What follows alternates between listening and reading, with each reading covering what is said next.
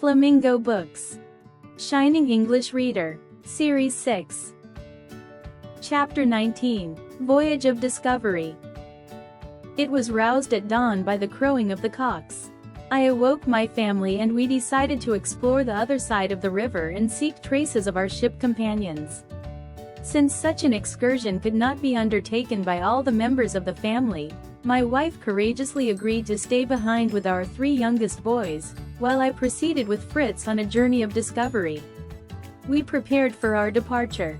We each carried a bag for game or hatchet, a pair of pistols, a gun, some biscuits and a flask of fresh river water. My wife now called us to a breakfast of lobster whose flesh proved so hard that there was a great deal left when our meal was finished. We packed it for our journey. I now asked my wife to stay as near the boat as possible during daytime, which in case of danger was the best and most speedy means of escape. When the time for departure drew near, we all melted into tears.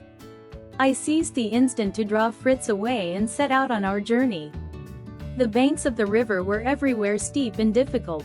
We followed its course till we arrived at a cluster of rocks where the stream formed a cascade over large fragments of rock in the riverbed. By stepping upon these, and leaping now and then, we managed to reach the other side. We followed a short way along the rock, but walking on this kind of surface in so hot a sun would exhaust us, so we walked along the river. When we had proceeded about 100 paces, we heard a loud noise behind us, as if we were being pursued, and saw a rustling motion in the grass.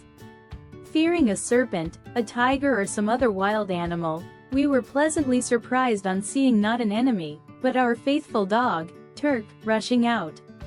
We again continued walking, careful to keep as near the shore as possible, looking in all of directions for our ship companions, or the boats which had taken them away from us, but in vain. After walking 2 leagues, we entered a wood, a little further from the sea. Here we threw ourselves on the ground, under the shade of a tree, by the side of a clear running stream, and refreshed ourselves with some provisions. We heard the chirping, singing birds and admired their attractive plumage. Fritz had seen some monkeys among the bushes, and this was confirmed by Turk's loud bark. Presently, Fritz stumbled on a small round object which he believed was some kind of a nest. I assured him that it was a coconut whose skin had been destroyed by time and whose fibers were twisted. When we broke the shell, it was empty with a dried skin, as it had lain on the ground for so long. A little later we had the good luck to find another nut. We opened it, and finding it sound, we sat down and ate it for dinner, saving the provisions we had brought. We made our way across the wood, being often obliged to cut a path through the bushes with our hatchet. At length we reached a plain which was quite open. We next entered a forest where we discovered bottle gourd tree. I showed Fritz, who had never heard of such a plant, how the rind of the fruit could be used for making various utensils. Fritz jumped with joy. "How happy my mother will be!" he cried in ecstasy. "She need no longer fear that when she makes soup that we shall scald our fingers." We began to make our plates and dishes. I taught my son how to divide the gourd with a bit of string. I recommended his making some spoons, while I soon completed 2 dishes of a convenient size and some smaller ones to serve as plates. Then I showed him how, by binding a piece of string or linen round the part nearest to the stalk of a very young gourd, he could make a flask or bottle. We decided to leave them to dry and collect them on our return journey. We filled them with sand to prevent shrinking or warping. We once again went on our way, not forgetting to keep a lookout for the missing sailors, but in vain. After a walk of about 4 leagues in all, we arrived at a spot where a strip of land reached far out into the sea, on which we saw a hill. We reached the top after many efforts, perspiring greatly.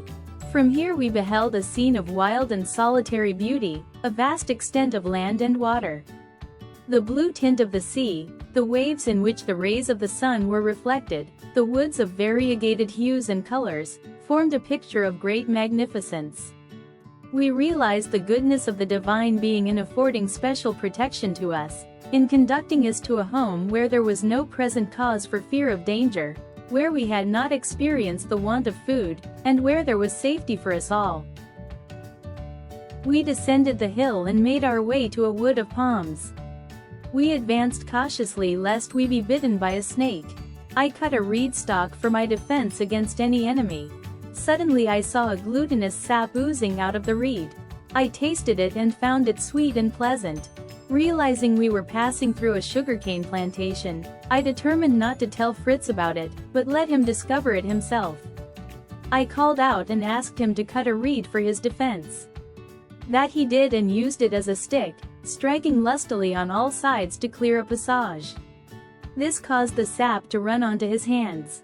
Amazed, he licked his hand and then exclaimed, "Father, Father, I have found some sugar, some syrup.